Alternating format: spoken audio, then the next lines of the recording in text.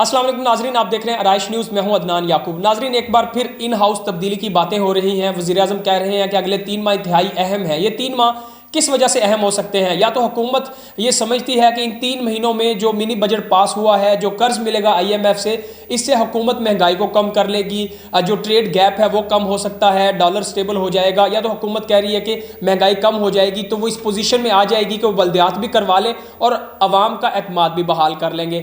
या जो अपोजिशन के दावे हैं, अपोजिशन कह रही है इन हाउस तब्दीली की, जो डील की बातें हो रही हैं। फवाद चौधरी भी ये कह रहे हैं कि नून लीग के 4 सीनियर लोगों ने एक बड़े से मुलाकात की और उन्होंने कहा कि नवाज शरीफ को छोड़ें, आप हमारा सोचें। शहबाज गिल के बयानात से हुकूमत को कहीं ना कहीं ये लग रहा है, जो वजीरों के बयानात है, कि इन हाउस तब्दीली या डील की कोशिश की जा रही है अपोजिशन की तरफ से, लेकिन उनके सर पे हाथ नहीं रखा जा रहा। या तो ये होगा। हमारे साथ आज मौजूद होंगे सीनियर सहाफ़ी हैं, तजिया निगार हैं इफ्तिखारुल हसन साहब। हम इनसे भी सारी सूरत हाल पे बात करेंगे। और PTI में अंदरूनी इख्तलाफात भी सामने आ रहे हैं। कराची में आमिर लियाकत, अली जैदी एक दूसरे पर जुमले कस रहे हैं। परवेज़ खट्टक की वज़ीर आज़म से तल्ख़ कलामी हो चुकी है। अहमद जवाद और नूर आलम जो PTI के रहनुमा हैं, वो अपनी ही पार्टी के खिलाफ बयान दे रहे हैं। तो ये सूरत हाल क्या PTI में अंदरूनी फूट पड़ सकती है और ये कितना नुकसान दे सकती है पाकिस्तान तहरीक इंसाफ को? इसके साथ सीनियर सहाफ़ी सुहेल वड़ैच मिले नवाज शरीफ से। उन्होंने कहा कि तहरीक अदम एतमाद और नए इलेक्शन की बात से कहीं आगे की प्लानिंग हो रही है। तो ये तमाम सूरत हाल क्या है? इफ्तिखारुल हसन साहब, सबसे पहले तो मैं आपसे ये जानूंगा कि सर, जो वज़ीर आज़म कह रहे हैं कि 3 महीने अहम हैं, इसमें सर आप ये बता दें कि इन 3 महीनों में क्या हुकूमत महंगाई और इन चीज़ों को कम कर लेगी, या हुकूमत को ये खतरा है कि कहीं तहरीक अदम एतमाद ना आ जाए या कोई अंदरूनी डील हो रही है? मेरे ख्याल में ये सिर्फ अपने इक़्तिदार का जो एक टाइम है 5 साल, ये पूरे करने का एक बेहतरीन इनके पास फार्मूला है। और बहुत सारे हमारे जो दोस्त हैं वो इस बात के पीछे लग जाते हैं कि अब इमरान खान ने 3 माह कहे हैं तो यकीनन 3 माह में कुछ तब्दीली आएगी। मेरा नहीं ख्याल कि इमरान खान 3 माह क्या, अगर इसको मजीद 3 साल और दे दी जाए फिर भी कुछ कर पाए। फिर भी 3 साल बाद इसकी यही बात होगी कि मेरे जो अगले 3 माह हैं वो इंतहाई अहम है। दूसरी आपने बात की कि अपोजिशन भी इसी तरह आप देख लें, पिछले 4 साल से जब से इक़्तिदार में PTI आई है, उनका यही कहना है कि अगले 3 माह में हम हुकूमत गिरा देंगे, हम तहरीक अदम एतमाद पेश कर देंगे, हम पंजाब हुकूमत गिरा देंगे, हम कौमी असम्बली जो है उसमें तहरीक अदम एतमाद लाएंगे। लेकिन उनका भी अगर ओवरऑल उनकी जो आप उनकी सूरत हाल देखें तो वो भी इंतहाई कन्फ्यूज नजर आते हैं।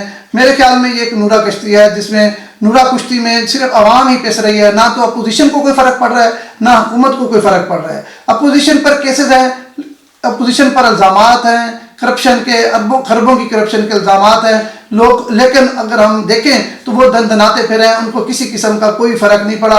इमरान खान की सिर्फ बातें हैं कि ये करप्ट है और वो कहते हैं कि ये करप्ट है। इसी में इन्होंने 4 साल गुजार दिए। ना अपोजिशन अवाम के लिए कुछ कर पाई है और ना ही अब तक हुकूमत अवाम के लिए कुछ कर पाई है। अच्छा सर, जो सुहेल वड़ैच की नवाज शरीफ से मुलाकात हुई है, सुहेल वड़ैच कह रहे हैं कि नवाज शरीफ ने ये बताया है कि तहरीक अदम एतमाद और नए इलेक्शन से आगे की प्लानिंग हो रही है। तो सर, इसमें क्या समझते हैं, कोई खतरा है हुकूमत को? या अपोजिशन जो दावे कर रही है कि हुकूमत के जाने का वक्त है, तो लगता है आपको कि इस तरह कुछ हो सकता है? नवाज शरीफ का जाना, ये जो एक वोट को इज्जत देने का जो इसका नारा था, वो उसकी खुद एक नफ़ी है। अगर नवाज शरीफ इतना कौम का, इतना अवाम के हमदर्द होते तो उनको बजाय इसके वो बाहर जाते, जेल को अहमियत देते। लेकिन उन्होंने अपनी जान छुड़ाने के लिए और कौम को इस अजाब में डालकर खुद जो है वो लंदन जाकर बैठ गए और वहाँ बैठकर वो जो है वोट को इज्जत देने की बात करते हैं। तो बाहर बैठकर अगर आप वोट की इज्जत की बात करें तो मेरे ख्याल में इंतहाई अफसोसनाक और शर्मनाक बात है। जब तक आप यहाँ अवाम में बैठकर अवाम के मसाइल से आप वाकिफ़ ही ना हो और वहाँ बैठकर आप अवाम की बात करें तो मेरे ख्याल में इंतहाई गैर मुनासिब बात है। अगर उसकी पार्टी की बात करें और जैसे आपने कहा कि डील हो रही है 3 महीने बाद और डील से भी बात आगे चली गई है, तो ये बातें जब तहरीक इंसाफ की हुकूमत आई थी उससे 3-4 माह बाद ये बातें शुरू हो गई थी कि डील हो गई है। अगर डील होती या ढील होती तो मेरे ख्याल में जो नवाज शरीफ हैं वो बाहर ना बैठे होते, वो पाकिस्तान ही बैठे होते। तो मेरा नहीं ख्याल कि अभी कोई ऐसी बात है।